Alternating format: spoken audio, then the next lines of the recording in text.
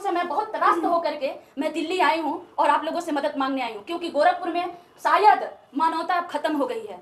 सिर्फ जातिवाद है, सिर्फ दंगा है, जो भी आवाज उठाता है उसको कुचल दिया जाता है। क्योंकि माननीय मुख्यमंत्री योगी आदित्यनाथ जी से मैं सवाल भी कर रही हूँ कि आप कहते हैं दलितों के लिए मैं ये कर रहा हूँ, दलितों के लिए वो कर रहा हूँ, महिलाओं के लिए कर रहा हूँ, तो मैं भी तो आपकी राज्य की बेटी हूँ, मैं भी तो गोरखपुर की दलित की बेटी हूँ। आप प्रोग्राम चलाते हैं कि मैं गोरखपुर की बेटी हूँ, मैं क्या गोरखपुर की अपराधी हूँ? मैं क्या गोरखपुर की लुटेरा हूँ? मैं भी तो गोरखपुर की बेटी हूँ, लेकिन मेरे साथ क्यों इतना अत्याचार किया जा रहा है? क्योंकि मैं दलित की बेटी हूँ और मैं दलितों के लिए, समाज में अंतिम व्यक्ति के लिए मैं आवाज उठाती हूँ।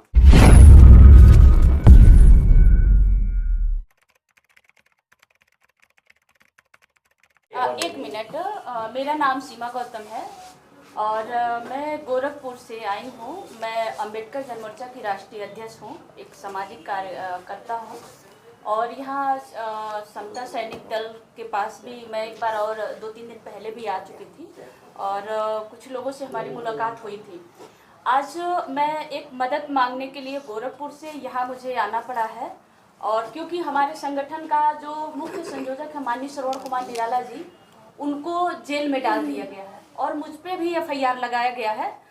जैसा कि थोड़ा सा आप लोगों को बताऊं कि पिछले बार हम लोगों ने जमीन का आंदोलन लेकर के 10 अक्टूबर को हमने किया था, जिसमें हमारे पत्रकार साथी भी जो जेल गए थे और हमारे 12-13 साथी हम जेल चले गए थे। गिरफ्तारी पहले हुई थी, एफआईआर बाद में हुई थी। वो लगातार 1 साल से करीब 6 बार हम लोगों पे एफआईआर किया गया और 17 घंटा, 15 घंटा, 4 घंटा पहले ही हम एफआईआर करने से पहले उठाया जाता है। न किसी को बताया जाता, न संगठन को, न परिवार को। मतलब जब फोन ऑफ आने लगता है तब हम लोगों को पता चलता, लग रहा है कि किसी का गिरफ्तारी हो गई है। और उसके बाद ये गोरखपुर की जो जातिगत, हम लोग दलित हैं और दलितों के लिए, पिछड़ों के लिए, गरीबों के लिए, मतलब जो समाज के अंतिम व्यक्ति है उसके लिए आवाज उठाते हैं, तो माननीय मुख्यमंत्री जी की पुलिस और माननीय मुख्यमंत्री जी के नज़र में हम सबसे बड़े गुनहगार हो गए हैं। आज के डेट में ये है कि मैं यहाँ इसलिए आई हूँ कि मैं ये गारंटी नहीं दे सकती हूँ कि मैं यहाँ से जाऊँगी तो 9 बजे 10 बजे रात को मैं घर जाती हूँ तो मेरा भी इनकाउंटर किया जा सकता है या श्रवण कुमार निराला जी का इनकाउंटर किया जा सकता है, ये कह करके कि ये अवैध असलाह रखे हैं या चरस अफीम कुछ भी उनको ऐसा उनके ऊपर लगाया जा सकता है या मेरे ऊपर लगाया जा सकता है। मैं आपको एक छोटी सी घटना बता रही हूँ कि अभी समूह लोन एक चल रहा है गांव में, जो उत्तर प्रदेश में एक समूह लोन जो सरकार है चला रही है महिलाओं को मजबूत बनाने के लिए। लेकिन उस समूह लोन के आड़ में जिसके पास भी 4 करोड़ 5 करोड़ रुपया जो सत्ताधारी हैं, पूंजीपति हैं, वो लोग दे रहे हैं और वो कह रहे हैं कि 2% सरकार के द्वारा दिया जा रहा है, 2% ब्याज दर है, जबकि लिखित रूप से जो उनके द्वारा पेपर दिया जाता है, जो कहिए कि पासबुक वगैरह जो भी देते हैं वो पेपर देते हैं महिलाओं को, उसमें 25% से 26%, 28% ब्याज दर है।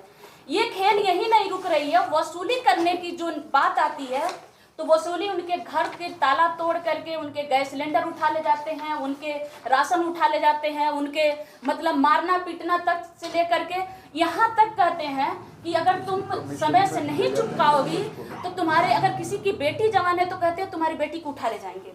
ये कहते हैं कि तुम खुद को बेचो, 9 बजे 10 बजे रात तक किसी महिला के घर पे बैठे रहते हैं। इसके खिलाफ हम लोगों ने आवाज उठाई है। कम से कम सैकड़ों वीडियो है जो गांव के लोकल स्तर पे जो यूट्यूबर हैं, यूट्यूब से जा के अब बना रहे हैं।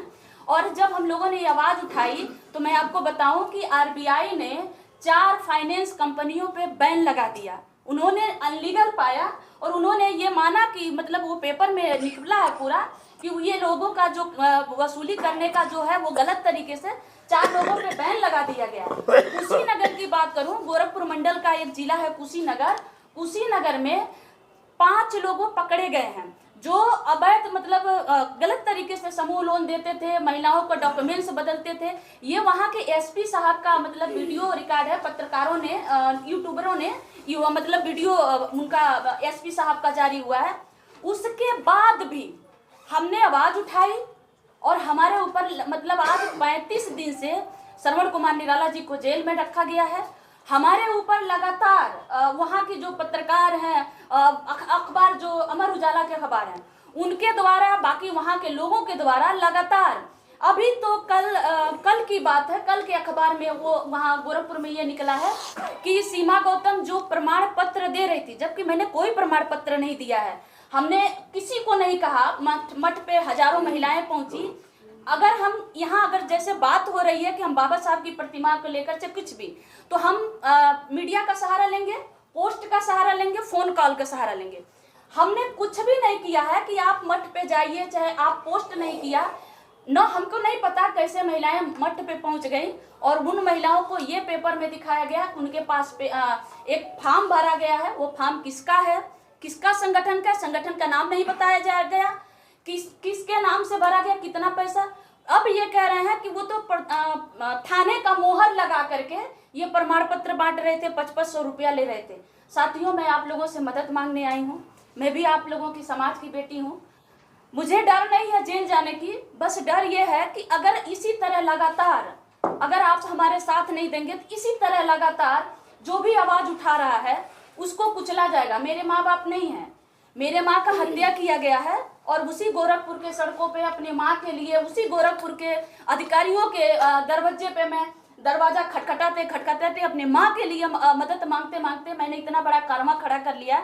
आज गोरखपुर के जिले में बात करूं तो एक आह्वान पे मेरे 10,000 महिलाएं इकट्ठा हो सकती हैं। मैं 450 से ज्यादा गांव में जाके महिला जागरूकता चलाती हूँ, उनके अधिकार के लिए लड़ती हूँ। चाहे रेप हो, हत्या हो, कहीं पे किसी का घर लूटा जाता, कोई भी घटना होता छोटा बड़ा, मैं रोज लेकर के डीएम से, एसपी से, एसएसपी से, वहाँ के आईजी से मिलती हूँ, उनके घटनाओं को लेकर मिलती हूँ, प्रेस कॉन्फ्रेंस करती हूँ और मुद्दे पे भी बात करती हूँ। तो मेरे घर पे हर दिन, मतलब 2 दिन की, अगर किसी भी पीड़ित बच्ची की मैं एक घटना बताऊं, 25 दिसंबर 2022 को एक नाबालिग बच्ची को रेप करके मार दिया गया। मैंने उसमें सिर्फ आवाज उठाई कि जब नामजद एफआईआर हुआ है तो आपने गिरफ्तार क्यों नहीं किया। हमारे घर पे छापा मार दिया गया था, हमको नोटिस भेज दिया गया था कि इस केस में यदि आपने पहल किया तो आपके खिलाफ कानूनी कार्रवाई की जाएगी। इसलिए मैं आप सभी लोगों से निवेदन कर रही हूँ कि हमारा साथ दीजिए, और अगर आप लोग साथ नहीं देंगे तो शायद एक दिन ये खबर जरूर आपको मिलेगी, या तो श्रवण कुमार निराला जी का एनकाउंटर हो गया या सीमा गौतम का हो गया। आप बहुत करेंगे तो धरना प्रदर्शन करेंगे, फिर वो फाइल बंद कर दी जाएगी। हमारे बात कोई और उठाएगा, आवाज उसको भी कत्लेआम कर दिया जाएगा और हम कुछ नहीं कर पाएंगे। गोरखपुर से मैं बहुत त्रास्त होकर के मैं दिल्ली आई हूँ और आप लोगों से मदद मांगने आई हूँ, क्योंकि गोरखपुर में शायद मानवता खत्म हो गई है।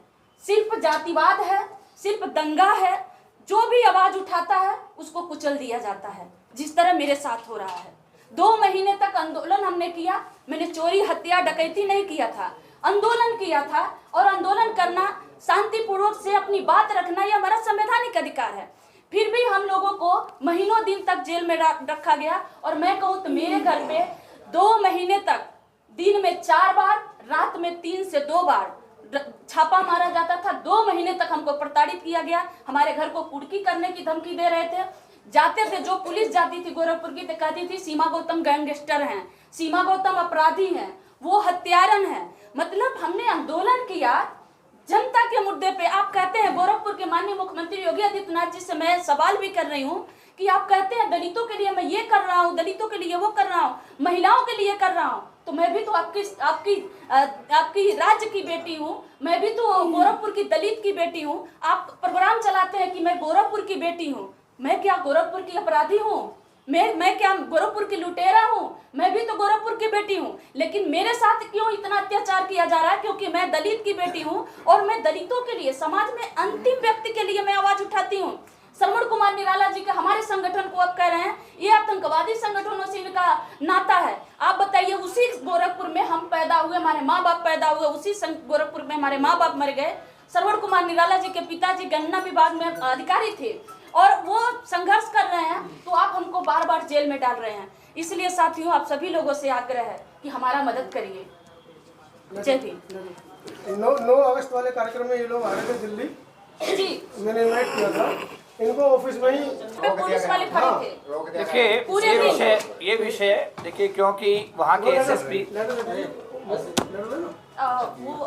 क्योंकि वहाँ के जिला प्रशासन, जिसमें एसएसपी शामिल है, जिसमें जिला कलेक्टर शामिल है, वहाँ का प्रशासन शामिल है।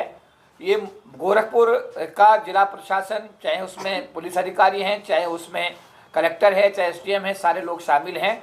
इस विषय में हमारा आप सभी पत्रकार बंधुओं से निवेदन है कि हमारे समाज की बेटी है, समाज इस बेटी के साथ है। कल हम SC आयोग के चेयरमैन जो संवैधानिक पद पर हैं, उनकी जिम्मेदारी बनती है, उनको इसीलिए भारत की राष्ट्रपति ने नियुक्त किया है कि जहाँ जहाँ भी अनुसूचित जाति समाज के किसी व्यक्ति के साथ कोई अन्याय अत्याचार हो, वहाँ पर तुरंत वो एक्शन लें। तो कल एक रिप्रेजेंटेशन आप बेटा तैयार कर लीजिएगा, कल हमारे डेलीगेशन का हिस्सा रहिएगा, और सबसे पहले मूर्ति वाला जब विषय डिस्कस होगा उसके साथ साथ आपका विषय भी गंभीरता से डिस्कस किया जाएगा, और जिला कलेक्टर गोरखपुर को और SSP गोरखपुर को इमीडिएट समन करके आपके साथ न्याय कराने का हर संभव सहयोग आपको दिया जाएगा। बहुत बहुत धन्यवाद, बहुत बहुत धन्यवाद।